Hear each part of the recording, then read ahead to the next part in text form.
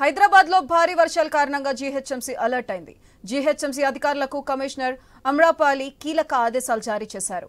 Zonal deputy కమిషనర్లు, engineering అధికారులు field visit చేయాలని ఆదేశించారు. అలాగే భారీ బిల్డింగ్లు, నాలాలు, చెరువుల పరిస్థితిని ఎప్పటికప్పుడు పర్యవేక్షించాలని చెప్పారు. ప్రతి ఒక్క అధికారి, సిబ్బంది ఫీల్డ్ మీద ఉండాలని కమిషనర్ ఆదేశాలు ఇచ్చారు. ముఖ్యంగా ప్రధాన రహదారులు, వరద నిలిచిపోయే ప్రాంతాలపై ప్రత్యేక దృష్టి సారించారు.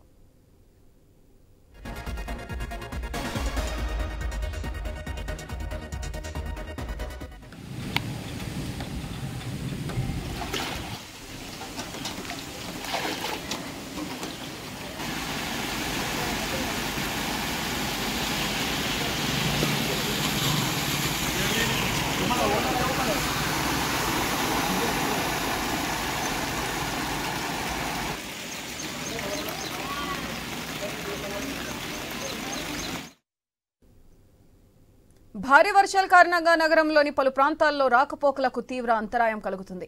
ఆఫీసులకు వెళ్లే వాహనదారులు, స్కూళ్లకు వెళ్లే పిల్లలకు ఇబ్బందులు పడ్డారు. అయితే మరో 2 రోజుల పాటు వాతావరణం ఇలాగే ఉంటుందని వాతావరణ శాఖ అలర్ట్ జారీ చేయడంతో జలమండలి అధికారులు అప్రమత్తమయ్యారు. జలమండలి జీఎం, డీజీఎం, మేనేజర్లు అత్యవసరంగా జూమ్ సమావేశం ఏర్పాటు చేశారు. అధికారులు క్షేత్రస్థాయిలో పర్యటించాలని ఆదేశాలు జారీ చేశారు. ముఖ్యంగా వాటర్ లాగింగ్ పాయింట్లపై దృష్టి పెట్టాలని ఆదేశాలిచ్చారు. ముంపు ప్రాంతాల్లో నీటి నాణ్యత పరీక్షలు నిర్వహించాలని సూచించారు. మరో 2 రోజుల పాటు భారీ వర్షాలు ఉన్నందున ఉద్యోగులు, సిబ్బందికి సెలవులు రద్దు చేస్తున్నట్లు ప్రకటించారు.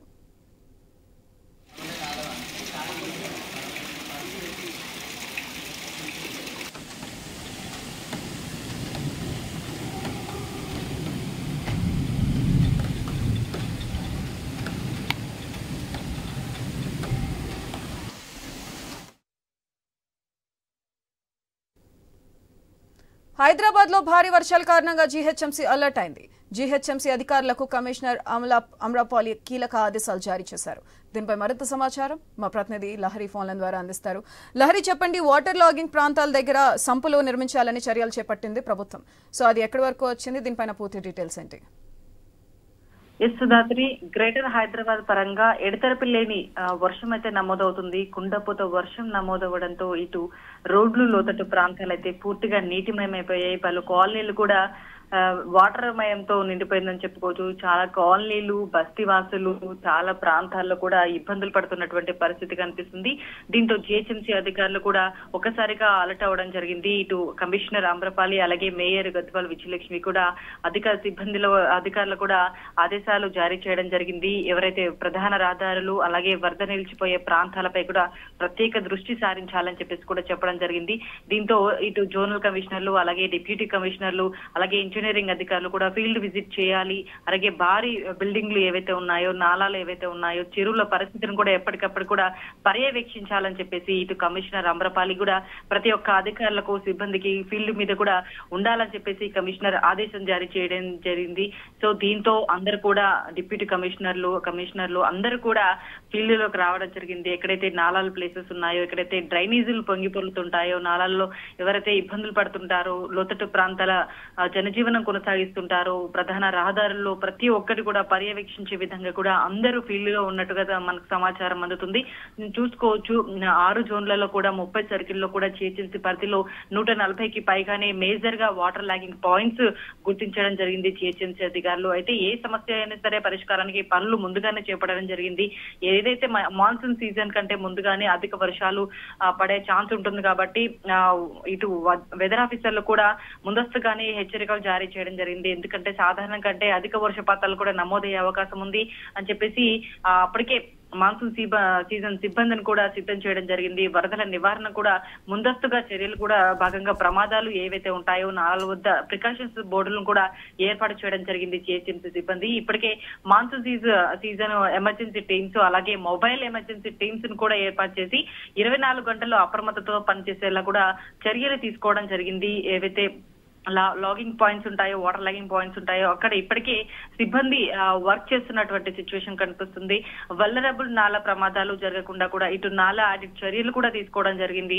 ఒక్కొక్క ఏరియా ఏదైతే ఉంటుందో ఆ ఏరియాకు ఇన్ఛార్జ్ ఆఫీసర్లు కూడా 200 పైగానే మందిని అధికారులు కూడా నోడల్ అధికారులు కూడా నియమించినట్లుగా మనకు సమాచారం అందుతుంది. ఇటు జిహెచ్ఎంసీలోని 12 లొకేషన్స్ లో కూడా వాటర్ స్టాగ్నేషన్ క్లియర్ చేయడం కోసం కూడా సంపుల నిర్మాణాన్ని కూడా ప్రతిపాదించినట్లు కూడా మనకు తెలిసింది. ఎందుకంటే ఇంతకు ముందు కూడా సంపులు ఏవైతే ఉంటాయో ఆ సంపులను కూడా ఏర్పాటు చేయడం జరిగింది. ఇప్పటికే ఇటు సెక్రటరీ దగ్గర ముందు కూడా సంపు ఆల్మోస్ట్ కంప్లీట్ అయిపోయింది. అక్కడ వాటర్ చూసుకోవచ్చు. సెక్రటరీ దగ్గర వాటర్ ఎక్కువగా వర్షపాతం నమోదైతే ఎక్కువగా అక్కడ వాటర్ నిలిచిపోవడం జరుగుతుంది. అక్కడికి వెళ్లే వాళ్ళు కూడా వాహనదారులు కూడా ప్రధాన రహదారి కాబట్టి చాలా మంది కూడా ఇబ్బందులు ఎదుర్కొంటారు. సికింద్రాబాద్ కి వెళ్లే రూట్ కావచ్చు, ఇటు రామంతపూర్ కి వెళ్లే రూట్ రావచ్చు కాబట్టి అటువైపు ఎక్కువగా ప్రయాణిస్తూ ఉంటారు. అలాగే అక్కడికి చాలా మంది కూడా విజిట్ చేయడానికి వస్తుంటారు. అలాంటి వాళ్ళు కూడా అక్కడ వాటర్ ఎక్కువగా స్టాగ్నేషన్ అవ్వడంతో చాలా మంది ఇబ్బందులు ఎదురవుతుంటాయి కాబట్టి అక్కడ సంపులను కూడా ఏర్పాటు చేయడం జరిగింది. అలాగే పురాతన భవనాలు ఏవైతే ఉంటాయో కాంపౌండ్ వాల్స్ గుర్తించి కూడా వాటన్నిటిని కూడా కూల్చివేయడం జరిగింది. చాలా వరకు కూడా జిహెచ్ఎంసీ అధికారులు ముందస్తు చర్యలు కూడా తీసుకోవడం జరిగింది. ఎక్కడైతే పురాతన భవనాలు ఉంటాయో కొంతమందిని కూడా ఖాళీ చేయించడం కూడా జరిగింది. వాటి కొన్నిటిని మాత్రం రిపేర్ చేయడంతో పాటు సీజ్ చేస్తామని కూడా ఇంతకు ముందు మనకు సమాచారం కూడా ఇవ్వడం జరిగింది. అలాగే సెల్లార్స్ కూడా గుర్తించి లేబర్ క్యాంప్స్ ఉంటే ఖాళీ చేయిస్తున్నామని చెప్పేసి కూడా ఇంతకు ముందు మనకు కమిషనర్ కూడా వెల్లడించడం జరిగింది. సో ఓవరాల్ గా డిజాస్టర్ రెస్పాన్స్ టీంలను అలాగే డిఎఫ్ఆర్ కంట్రోల్ రూమ్ ను ఏర్పాటు చేస్తున్నామని చెప్పేసి కూడా ముందస్తుగా మనకు మాన్సూన్ సీజన్ కంటే ముందుగానే మనకు సమాచారం ఇవ్వడం జరిగింది.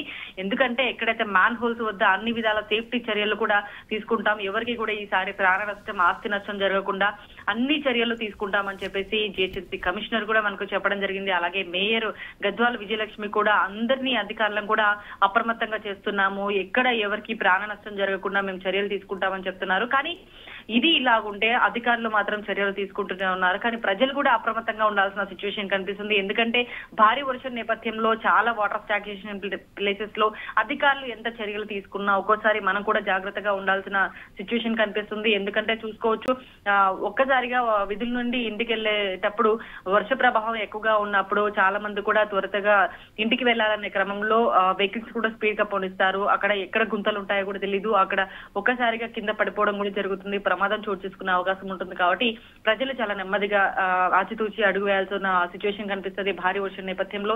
సో చాలా వరకు కూడా మనకు ఇప్పటికే చూసుకోవచ్చు, ఇప్పుడు కాస్త వాతావరణం కాస్త కుదుట పడిందని చెప్పుకోవచ్చు. కానీ వాటర్ మాత్రం రోడ్ల పైన అలాగే నిలిచిపోయిందని చెప్పుకోవచ్చు. చాలా కొన్ని కాలనీలు అయితే బస్తీ వాసులు అయితే చాలా ఇబ్బందులు ఎదుర్కొంటున్నారని చెప్పుకోవచ్చు. లోతట్టు ప్రాంతాలు అయితే పూర్తిగా ఇండ్లలోకి నీరు వెళ్లిపోవడంతో వాళ్ళు వండుకోవడానికి కూడా ఇబ్బందికరంగా మారిందని చెప్పుకోవచ్చు. ఇంట్లోకి చేరినటువంటి నీళ్లు బయటికి పారవేయడమే వాళ్ళ ఈ రోజు పనిగా మారిందని చెప్పుకోవచ్చు. ఎందుకంటే చాలా వరకు కూడా ఇబ్బంది పడుతున్నటువంటి సిచ్యువేషన్. ప్రతిసారి కూడా అలాంటి సిచ్యువేషన్స్ ఎదురవుతుంటాయి. కానీ అలాంటి సిచ్యువేషన్స్ రాకుండా అయితే పూర్తిగా అధికారులు అయితే చర్యలు తీసుకుంటున్నారు. కొందరినైతే సేఫ్టీ ప్లేసెస్ కూడా తరలించడం పనిలో భాగంగా అయిపోయిందని చెప్పుకోవచ్చు. అలాగే చాలా జవహర్ నగర్ చాలా ప్లేసెస్ లో కూడా ఇలాంటి తరచూ ఇలా జరుగుతూనే ఉన్నాయి.